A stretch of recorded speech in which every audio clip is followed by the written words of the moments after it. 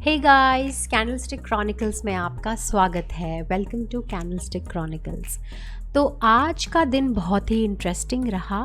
आज निफ्टी में एक अच्छा सा रेड कैंडल बना है और बैंक निफ्टी में भी एक रेड कैंडल बना है। ऑल्दो बैंक निफ्टी में कैंडल की बॉडी थोड़ी कल के बॉडी के हिसाब से कंपैरेटिवली छोटी है। It's sort of a doji कह सकते हो आप इसको। बट कल आज की कैंडल ने कल के लो को ब्रेक नहीं किया है। मतलब हमने निफ्टी और बैंक निफ्टी दोनों में जो लो दिया है, डे लो दिया है, वो कल के प्रीवियस डे के लो को ब्रेक नहीं किया। यहाँ पे भी आप देख सकते हो आज का लो कल के लो से ऊपर है। जैसा कि आपने अगर मेरी कल की वीडियो को देखा होगा तो मैंने उस वीडियो में डिस्कस किया था कि 17,800 के अराउंड एक बहुत ही important weekly support and resistance zone है। तो ऑलरेडी कल यहाँ मार्केट ने एक बेयरिश एनगल्फिंग कैंडल, ये वाला कैंडल बेयरिश एनगल्फिंग बनाया था और ऑलरेडी मार्केट एक रेजिस्टेंस जोन के पास था, वीकली रेजिस्टेंस जोन के पास था। तो आज के दिन थोड़ी सी नेगेटिविटी एक्सपेक्टेड थी मार्केट में, जैसा कि हुआ। चलिए आपको लेके चलती हूँ मैं 5 मिनट्स के चार्ट पे कि आज क्या ट्रेड लिया जा सकता था, कहाँ मैंने क्या ट्रेड लिया और क्या सिनेरियोज बन रहे थे आज। अगर आप देखें तो जब डे स्टार्ट हुआ था यहाँ पे तो मार्केट में समझ में नहीं आ रहा था कि क्या होगा, क्योंकि जो इस तरह के कैंडल्स फॉर्म होते हैं ना, जिसमें कि बॉडीज़ छोटी होती हैं और विक बड़े होते हैं, तो वो मार्केट में शो करता है इनडिसीजन। ठीक है, और ऐसे में आपको ट्रेड नहीं लेना है, ऐसे में आपको वेट करना है प्राइस एक्शन के फॉर्म करने का, और या तो फिर प्राइस को एक अच्छे सपोर्ट या रेजिस्टेंस लेवल पे आने का, और तब आपको उस हिसाब से अकॉर्डिंगली ट्रेड लेना है। तो मैंने इस जगह पे मार्क कर लिया था, लाइक 17,720 के लेवल पे मैंने मार्क किया था कि अब मार्केट अगर इस लेवल को ब्रीच करके नीचे जाएगा तब मैं ट्रेड लूँगी। मैंने इस लेवल को मार्क क्यों किया था, इसलिए किया था क्योंकि यहाँ पे कल अगर देख रहे हैं जो जैसा कि चैनल चलते हुए आया था, तो इस चैनल का जो अपर बैंड है वो इस जगह पे कोइंसाइड कर रहा था। ठीक है, प्लस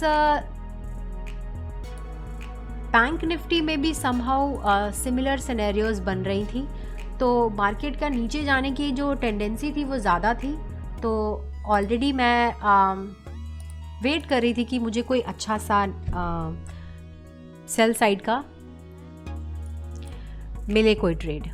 ओके, तो फिर मैंने पहला जो ट्रेड लिया वो इस जगह पे ट्रेड लिया था, इस एरिया पे ट्रेड लिया था, और मैंने ये पूरा मूवमेंट कैप्चर किया था और यहाँ पे 10 के अराउंड आई गेस मैंने एग्ज़िट कर लिया था, क्योंकि मेरे को लग रहा था कि पता नहीं अब मार्केट यहाँ से कहीं रिवर्सल ले ले। बहुत देर इस जगह पे, इस एरिया पे प्राइस एक ही एरिया पे था, तो I was not confident and I had already made a very good profit इस लेवल तक। तो मैंने एग्ज़िट करा और हुआ भी वही, मार्केट थोड़ा सा नीचे जा करके उसके बाद मार्केट ने एक रिवर्सल लिया और मार्केट ऊपर चली गई।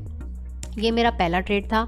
मेरा दूसरा ट्रेड बहुत ही छोटा, ये वाला ट्रेड था। इस पोजीशन को मैंने कैप्चर किया था, इतनी दूर को कैप्चर किया था। जो मैंने तीसरा ट्रेड लिया था वो मैंने, ये लाइन दिख रहा है आपको 17,692 के अराउंड, तो इस कैंडल के अराउंड मैंने तीसरा ट्रेड लिया था। ये कैंडल के क्लोजिंग के बाद आई गेस 1:20 के कैंडल पे मैंने तीसरा ट्रेड लिया था और एग्ज़िट लेकिन मैंने इस तीसरे ट्रेड में इस जगह पे ही कर दी थी, इस लेवल पे, क्योंकि मैं चांस नहीं ले सकती थी। यहाँ पे ऑलरेडी एक बार मार्केट यहाँ से रिवर्स हुई थी। तो जनरली ऐसा होता है कि मार्केट यहाँ से रिवर्स भी हो सकता था और नहीं होता तो वो बहुत नीचे गिरता भी, जो कि हुआ भी, मार्केट नीचे गिरा भी। बट मेरा टारगेट था यहाँ पे, तो मैंने अपना टारगेट लिया और मैं निकली। ऑल्दो मार्केट उसके बाद काफ़ी देर तक नीचे गया, अच्छा खासा नीचे गया, और फिर यहाँ पे हम देख सकते हैं कि 2 डोजी सॉर्ट ऑफ कैंडल बना है एक इतना बड़ा फॉल देने के बाद।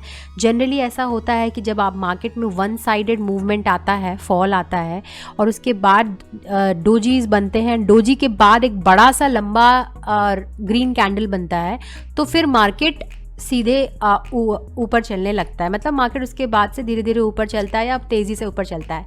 जैसा कि आप कल देखा होगा, कल भी मार्केट में यही हुआ। कल मार्केट जब फर्स्ट हाफ में पूरा गिरा शुरुआत में मॉर्निंग में, तो उसके बाद यहाँ पे देखिए डोजी बनाया इसने, और फिर उसके बाद सेम चीज़ हुआ, एक बड़ा सा ग्रीन कैंडल, और इस बड़े से ग्रीन कैंडल के बाद मार्केट यहाँ से ऊपर बढ़ते ही गया। ये जो 2 आप रेड कैंडल देख रहे हैं वो बस एक रिट्रेसमेंट है।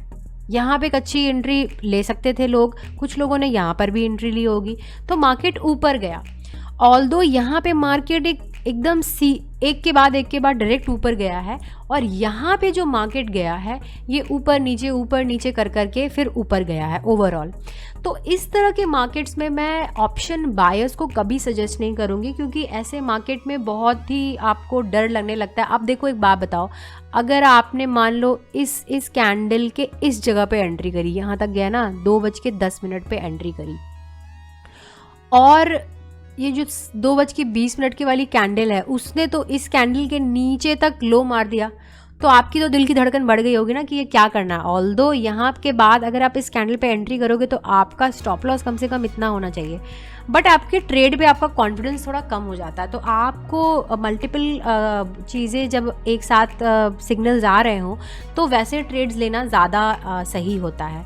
दूसरा चीज़ ये भी है कि जब ऑलरेडी एक ऑप्शन बायर को ध्यान देना है कि जब ऑलरेडी मार्केट में वन साइडेड मूवमेंट आ चुका है तो उसके बाद दूसरा वन साइड मूवमेंट आना कि एक के बाद फिर ऊपर की तरफ जाएगा तो वन साइडेड ही आएगा, ये बहुत ही कम होता है कंपैरेटिवली।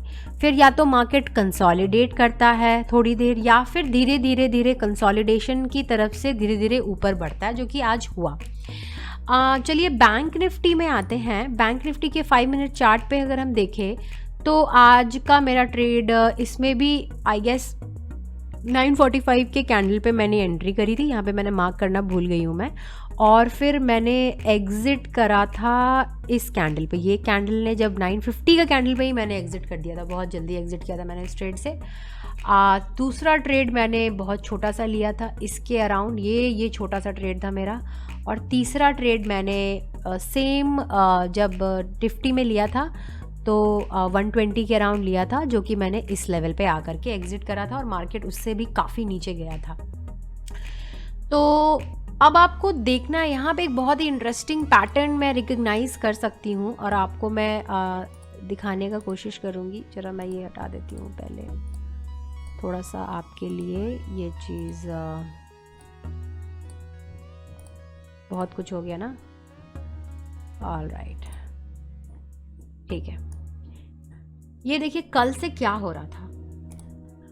तो कल ये हुआ कि जब मार्केट फर्स्ट हाफ में नीचे गिरा और उसके बाद फिर ऊपर चला, तो फिर मार्केट एक चैनल में चलने लगा, ठीक है, और चैनल में चल के ऊपर चल रहा था, ये हायर लोज बनाते हुए, ठीक है। तो आज जो एक बड़ा मूव आया है, ये वाला मूव, इस मूव ने बेसिकली इस चैनल को ब्रेक किया। यहाँ पे जो ये 1.25 वाली कैंडल है, ये 1.25 वाली कैंडल ने आज इस पूरे चैनल को ब्रेक किया है। तो जनरली, और ये चैनल 2 दिन से चल रहा था, तो जनरली आप ये चीज़ ले सकते हो कि जब इस तरह का कोई चैनल भी ब्रेक होता है तो उसके बाद एक मूवमेंट और ज़्यादा स्ट्रॉन्ग हो जाती है। फिर उसके बाद ये भी 50 डे EMA है, ये ग्रीन कलर का, इसको भी ब्रेक किया। तो ये बहुत सारे सिग्नल्स थे इस बात को शो करने के लिए कि मार्केट में ये जो मूव है ये थोड़ा बड़ा होने वाला है। बाकी तो कुछ खास नहीं, सेम चीज़ अगर आप देखें तो निफ्टी और बैंक निफ्टी दोनों में सेम ही कहानी हुई है। जैसा पैटर्न निफ्टी में बना है, almost same pattern bank Nifty में बना है। और ये बहुत ज़रूरी है, बहुत ज़रूरी है, क्योंकि जब भी अब अगर ये मूव अगर स्ट्रॉन्ग है और उस समय निफ्टी में मूवमेंट स्ट्रॉन्ग नहीं है, तो फिर ये इसके मूवमेंट को रिस्ट्रिक्ट कर देता है। ये दोनों भाई बहन ना एक दूसरे को बहुत कॉम्प्लीमेंट करते हैं, तो अगर इन दोनों की सहमति रहती है तो ये बहुत आगे बढ़ते हैं साथ ही में। ये देखो, ये दोनों बहुत आगे बढ़ते हैं साथ में। तो हमें ऐसे ही एज ऑप्शन बायर्स हमें ऐसे ही अपॉर्चुनिटीज़ को कैप्चर करने की कोशिश करना है, जिसमें कि बैंक निफ्टी और निफ्टी दोनों ही एक साइड में चल रहे हैं और दोनों में ही ऑलमोस्ट सेम कहानी हो रही है, तो आपको ट्रेड्स लेना ज़्यादा आसान हो जाता है। थैंक यू सो मच, और मैं आपसे फिर कल मिलती हूँ। Good bye.